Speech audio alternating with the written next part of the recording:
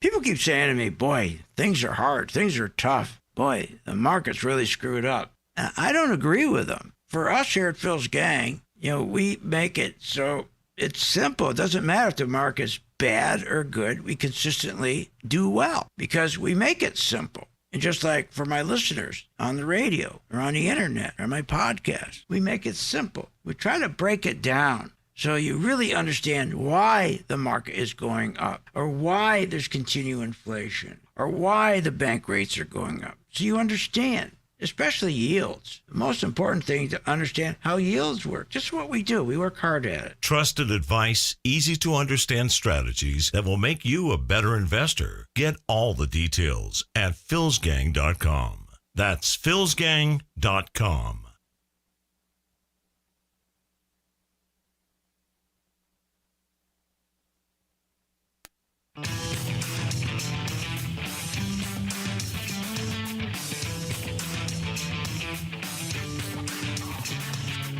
The stocks discussed on Phil's Gang are not in any way a recommendation or solicitation to buy, sell, or hold. If considering acting on information presented, we first recommend you seek out a competent, licensed professional for advice.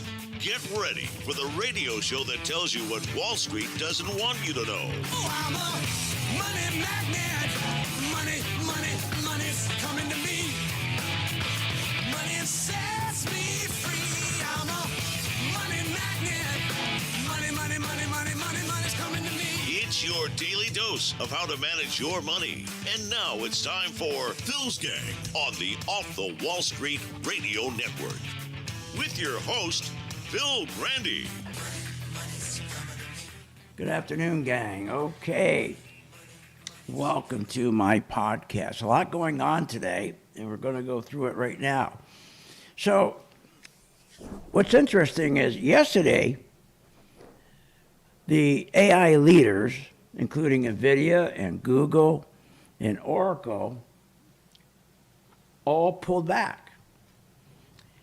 And why? Why are they all of a sudden pulling back? Now, we know that we have the yields on the 10-year Treasury going up, which doesn't benefit tech stocks, that's for sure. When you have yields rising like we do, obviously you want to be in value stocks. You don't want to be in tech stocks. Now, but they sunk yesterday because investors are getting smart. They're starting to take big profits. They've made so many profits in NVIDIA and Google and Oracle. I mean, come on.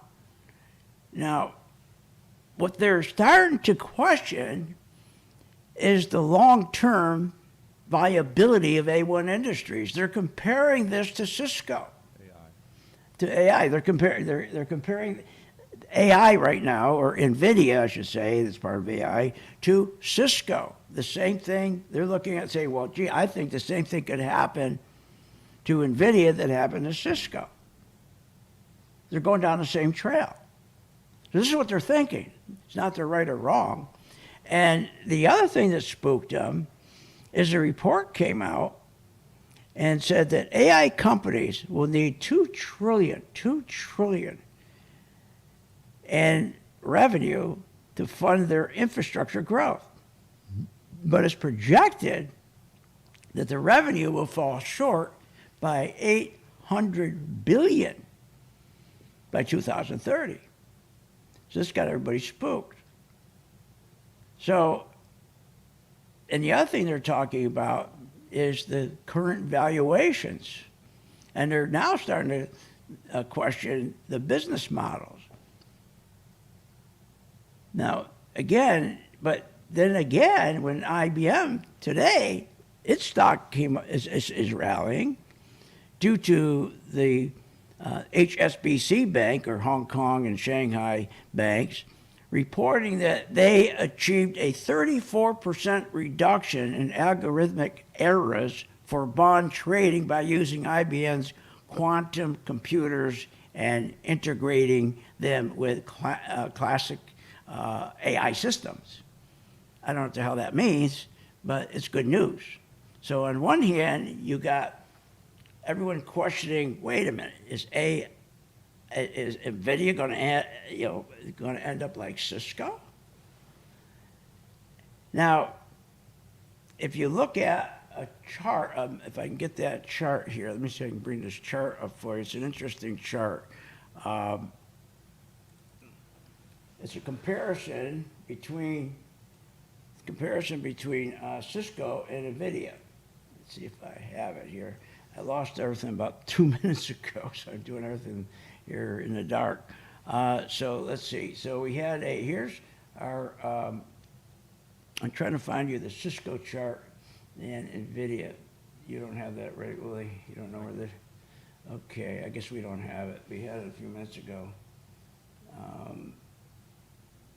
That's too bad. All right, so we don't have that chart. Okay, so we'll see if we can, oh, here it is. Okay, here it is. As I said, I lost all my pages about a minute and a half ago for coming on the air. Take a look at this. This is amazing. All right, let's see if I can bring this out a little bit for you here. So if you take example, there we go. If you take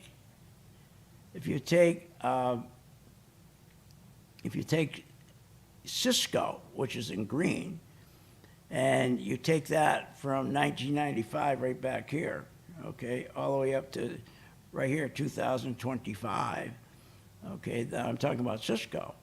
Cisco was up 4,123%. Now let's take a look at NVIDIA. From NVIDIA, go back from right here, 2019, 2020 to current 2025, it's up 4,154%. So you can see how our Cisco back then is now our NVIDIA today, and these things could, of course, run into the same problem as Cisco. But everyone say, oh, no, that's not going to happen. That's not going to happen. Well, we don't know that. We don't know that. So, and the other thing that's interesting that's hurting the market and why the market right now is at that point we call our blow-off point right here. And doesn't mean the market is going to blow off. Don't get upset and send me hate mail. Oh, you said the market's going to crash. Nobody uses that term anymore. They're not allowed to use that term anymore on TV. They call it price resetting. So let's take a look here. So we're in this sector right here, the blow-off sector. Now the blow-off sector, that's been referred to as the Buffett chart right here. Okay, it's referred to as the Buffett chart right here, okay? And we had a big blow-off, okay? Insider blow-off, 325 billion back here, okay, December 2024. And so again, if you look at what we have going on, grab this right here. If you look at right here, doesn't mean that we're going to blow off right here. We're at a point where we are in greed. Investors are delusional. They're in denial. But you can continue this rally. It could go up another 2 years, 3 years, even 5, maybe 10 years. As long as they continue to manipulate the market by increasing money supply so they can keep increasing stock buybacks. Now, stock buybacks are very dangerous. That alone could take this market down. We're talking about AI having a problem, okay, with their valuations and how expensive they are. But let's talk about stock buybacks. Stock buybacks has placed the economy, has placed investors right in the crosshairs of a boom to bust economy. See, that's the bad thing about stock buybacks, and they never explain it. They won't explain it to you on these financial shows. The jibber jabbers won't explain to you that once you start doing stock buybacks, you immediately put your economy in a boom to bust economy, which means it will bust. You have no choice, it will bust. And that's why we always tell our students that you've got to follow the money. And you've got to follow the bond market, because the bond market will always tell you if we're going to go into a crash or correction, and it's never, never wrong. And right now we got the bond market as you know, the bond market is going, the yields are going straight up. We were told they're going to go down. That's very bad, especially because the tech stock are leads, and they don't want, they want cheap money, very cheap money. And we said, well, Apple doesn't need any money. Well, Apple's not the only tech stock, tech company. There's thousands of tech companies, and they live and die by the amount of money they can borrow. And when you have this kind of money, this need for money, and it's getting more and more expensive, that's how these crashes occurred. And that's what happened back in the dot-com days. But let's go on. So if you have a stock buyback, boom to bust economy, you don't have a stable economy. See, a stable economy is driven by working middle class who drive consumption. We talked about this the other day. Ages 35 to 45, 48, couple kids making about $75,000 combined income. And that is our consumer. We live and die by that consumer. Our jobs are created by that consumer. Our durable goods, which is the most important thing, your durable goods, your big goods, this last 5 years or more, your appliances and so forth, very, very important. They buy this stuff. And if they're not buying that stuff because they're tapped out, and now what they're doing is trying to pay down their debt, and you got interest rates going up, and they're paying their debt down, and they're not consuming, you can cut rates all day long. It's not going to work, and this dummy Powell just doesn't get that. So stock buybacks has been fueling this corporate obsession, okay? So, I mean, corporations are obsessed with stock buybacks because they don't have to be innovative. They don't have to take business investment, plow it into their companies anymore. They plow it into stocks, into stock buybacks, and they are sure that the stock is going to go up. When you have to apply, let's say, $100 million into business investment, you don't know if your stock's going to go up. You don't know what the end product's going to be. You don't know how sales are going to be. So what they say, well, screw that. I can take $100 million and buy my own stock, and I know the stock's going to go up because I'm rigging it to go up. The less shares my company has outstanding, the more the stock goes up without having to have a profit.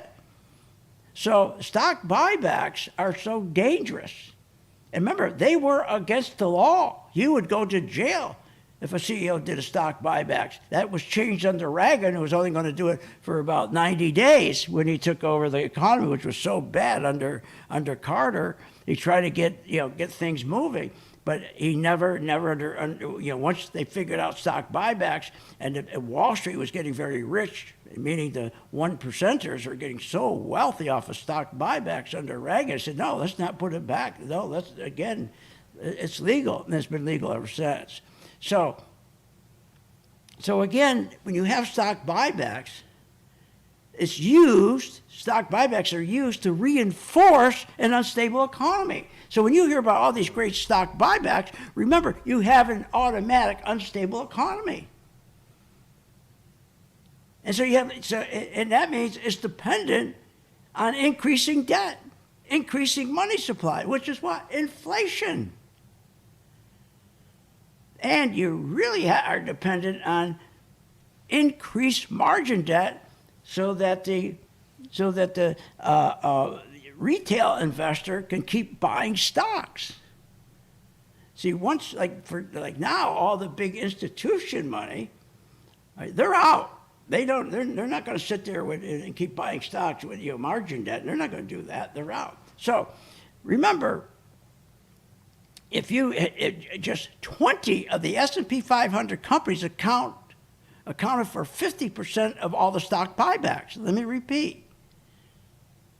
Just 20% of 500 companies, the S&P 500, just 20 of them, 20, accounted for 50% of all the stock buybacks. What are you, nuts? That's insane. Now, the IT sector has been leading with stock buybacks. Crazy, $276 billion. This is why the market's going up, not because of earnings. In fact, earnings right now are horrible. But they can make them look great because of stock buybacks, because they go up without doing anything. Just buying their own stocks back, so there's less shares available, pushes up earnings, which pushes up your stock. So there's a big difference too, between everyone compares Cisco, okay, with NVIDIA. 1 minute. And I mean, there's a lot of comparisons, okay? But at the end of the day, okay, NVIDIA will end up like Cisco. They all do. But does that mean today? No. They can keep I'll tell you, we'll wake up tomorrow morning. How much you want to make a bet? When we wake up tomorrow morning, we'll have green. Implied opening. We'll be all green across the board. And you can see the market. You can see the plunger team in here right now buying stocks, trying to hold this market up. They're printing money, giving to the five biggest banks. Five biggest banks are out there buying stocks like crazy to hold this market up. So the idea is NVIDIA one day is going to be a Cisco. They all do. But in the meantime, it doesn't mean to get scared and get out of your stock, out of your tech stocks. It means make sure you know how to follow the money. As long as you follow the money and the stock market keeps going up and you know how to sell short when the time comes, you're going to be just fine. But if you don't know how to do those two things, you're playing with fire. Want I'll be more right back. information on this show? Go to philsgang.com or give them a call at 877-600-GANG. At St. Jude Children's Research Hospital, we're fighting against childhood cancer every day. At the heart of this battle are our donors. Most of us want to make some type of difference in the lives of others. St. Jude does miraculous work. The fact that no one has to pay, it's a place where everyone is treated as an equal. Everybody is welcome here, and it doesn't matter your religion or what part of the world you're from, all that is taken away. It just gives you some hope. It's just a nice feeling to put your energy into something that really does genuinely make a difference in a child's life. There's just no greater gift. If we have the ability to help, then we have a responsibility to help. Finding cures, saving children. St. Jude Children's Research Hospital. Find out how you can help at stjude.org. Hi, I'm Phil Grande of philsgang.com. Over the years, I've successfully taught tens of thousands of investors how to navigate the market with confidence. Become a Phil's Gang member and receive the training, the advice, and the software that will take your investing to the next level. I have a team comprised of successful investors, all with proven track records. And the Phil's Gang software is easy to use, painless to navigate, and tells you exactly when to buy, when to sell, when to hold, when to run like hell, even short. Learn about common market mistakes and how to minimize them. You don't have to be a seasoned investor to benefit from Phil's Gang and platform. No matter what level investor you are, my strategies for investing are designed to put you on the path to success. Sign up for the 10-day free trial to see our platform in action. Avoid market pitfalls and start winning with Phil's Gang. Learn more at philsgang.com. That's philsgang.com.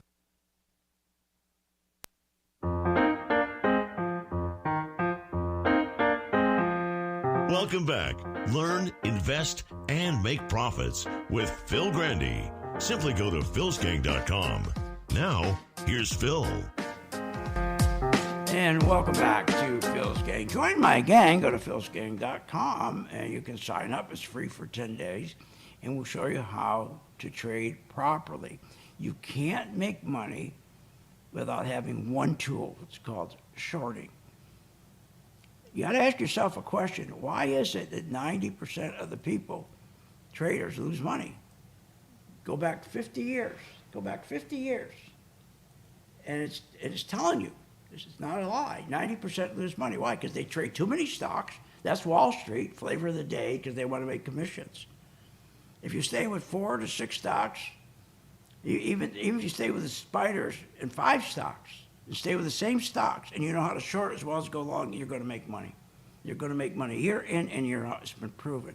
That's why only about 10, 15% of investors make money in the stock market, retail investors. But let me show you what else is going on.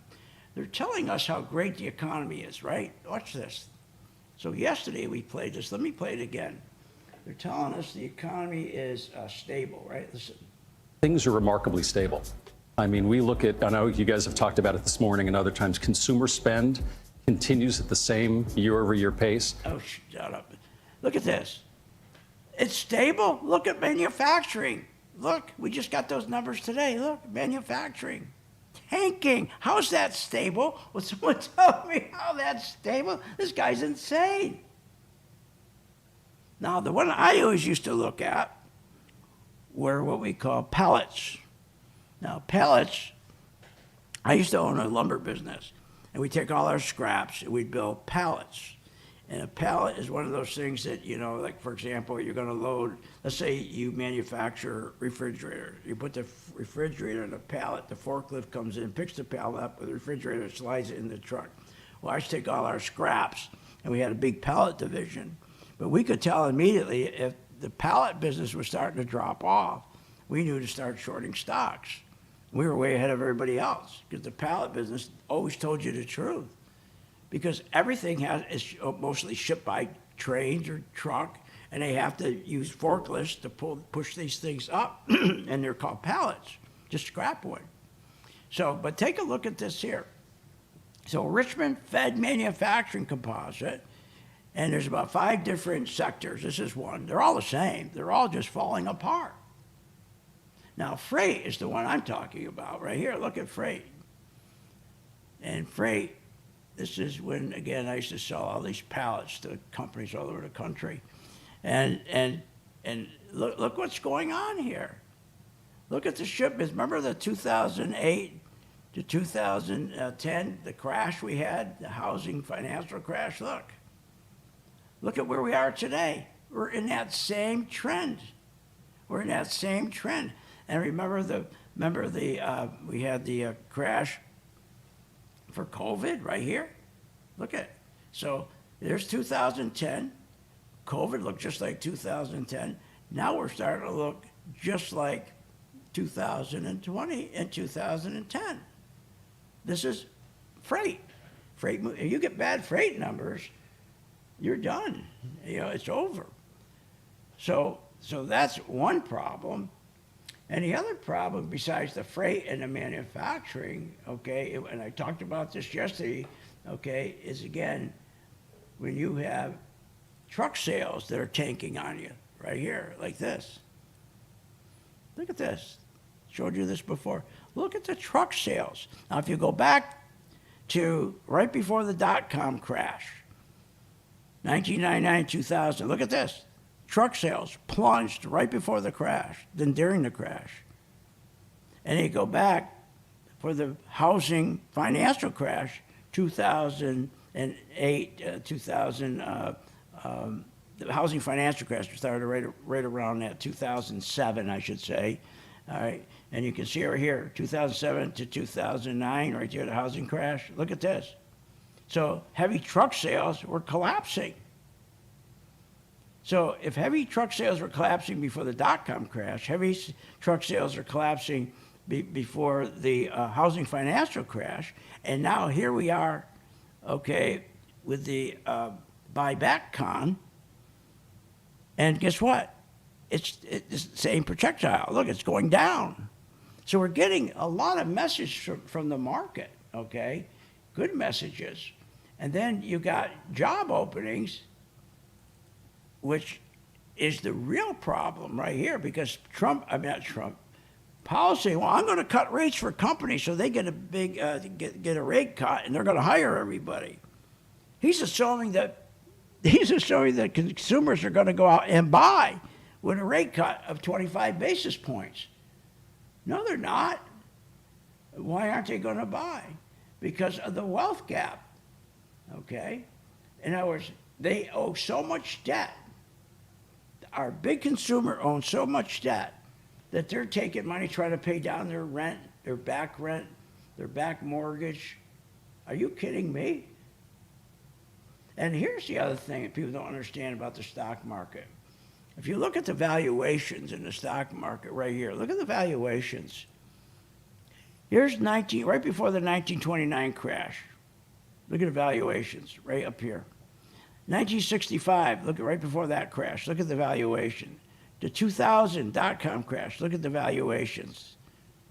Look at the valuations today. They're higher than they were in the 2000 dot-com crash, 1965 crash, and 1925 crash. So our stock valuations are hitting all-time new highs, okay? As our delinquencies, right here, our delinquencies, our credit cards, look at this, heading towards all-time new highs, right here. See it? Heading towards all-time new highs, like we did back here, 2006, 2007, 2008, 10, right? Now we're heading back up again. So why would Powell think if he does a rate cut for companies that they're going to start hiring? Well, they're not going to hire. And we saw that with their manufacturing report. We saw that with our freight report. Look at the freight shipments I just showed you a second ago.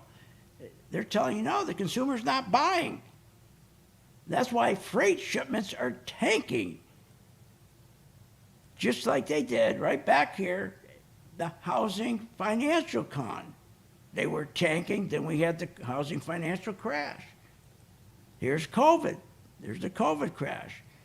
So freight, the freight index, the freight shipments collapsed right before the 2009, 2008, 2010 housing financial crash, right before COVID, freight collapsed. And now freight is collapsing now. But we'll give everybody a 0.25% rate cut. What are you, nuts? That's insane. And here's the one you got to really keep your eye on too. Is again, the tech stocks are being driven by money supply. If that stops, we're over. Here you can see the chart here. Tech stocks relative to M2 money supply. Look. So if it wasn't for the money supply increasing, if you pull that money supply out, it's over. It's just over. So we got this big fake market right now, and it's been wonderful. Everybody's been making a fortune in this market. Nothing is better. Since 2009, think about it, the market won't come down. So again, the three things that you can live and die by, that you know the market will not come down, as long as you keep checking yourselves, like we do every day for our members, is the money supply increasing. And it did. It increased just recently here in 4 weeks, the money supply increased by $84 billion. Now I have the chart right here somewhere, by $84 billion right here, the M2 money supply. Look at this. Between July and August, 84 billion. Look. So as long as you see the money supply going up and up, then what else you're going to see going up is margin debt. So your margin debt is continuing to go up. So as long as your M2 money supply goes up, you're going to have your margin debt increasing, and margin debt is what people are borrowing money like crazy to buy the same 4 or 5 stocks. But we saw also in the last couple of days how they're trying to rotate now out of these tech stocks, and they're going into small mid-cap stocks like IWM. Okay, they're going into value stocks now. They think, well, we can buy Coke and Pepsi, and we can buy Johnson & Johnson, and we can buy cigarettes and stock. We're going to be just fine. No, you're not. You're not going to be just fine. So again, going back to Cisco and NVIDIA, there's a lot of similarities. But at the end of the day, okay, the same thing is going to happen. I mean, think how investors are thinking right now. Why wouldn't they question NVIDIA, okay, and Oracle, and all these tech stocks, when these investors are starting to question that the revenues from companies who are using AI 90% are seeing no returns. How long are they going to keep pumping money into AI when they're not seeing returns? 90% are not seeing any returns. You think they're going to just keep going into debt, pumping money into AI centers and AI centers and AI centers when they're not getting a return? You got to be out of your mind. Crazy. We just got the report that said by 2030, the investors are going to be short $800 billion. So they are going to lose all that revenue. They're not making any money. So how long do you think they'll keep piling it in?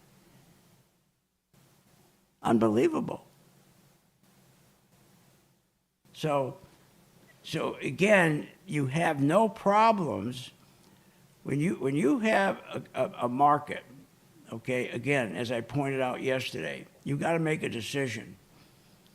And this is going to be the real tough decision for everybody. That's why you're seeing people starting to sell their stocks, because they know, and I'll put it up here one more time for you right here. The decision, and I told you this yesterday, right here. A year ago, interest rates were 3.6% on the 10-year Treasury yield. Today, it's at I think today we're at 4.14, I think. So let's just say 4.1. So even though we got a 20% rally in 2024, when the 10-year Treasury was at 3.6%, and we rallied 20% from September 2024 to February 2025 because the 10-year Treasury yield was only at 3.6. Well, now everybody thinks, well, now we're going to have another big rally. We're going to copycat that rally. It did it September 2024 when the 10-year Treasury yield went up. We rallied 20%. So why wouldn't we do it again? Let's buy. But what they're forgetting is they're not starting at 3.6%. That's where they started a year ago. We're starting at 4.1%. That's not far from the 4.8% that caused the market to crash 20%. So we're going to be that lucky that we're not going to have a crash when we hit 4.8% this time. It's all different? I don't think so. And the other thing is earnings. We're being lied by the earnings. The earnings are terrible, but they mask them. They make them look better than they are.